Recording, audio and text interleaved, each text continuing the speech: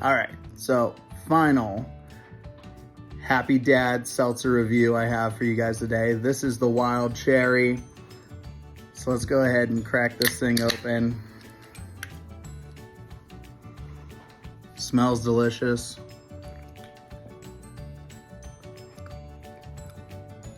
Oh yeah.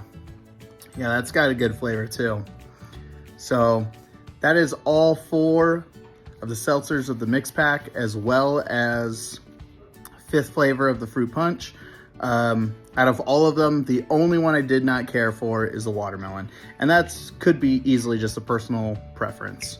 So stay tuned. I'd like to try to get a hold of the grape, and if I can, I will go ahead and add that to this group of reviews.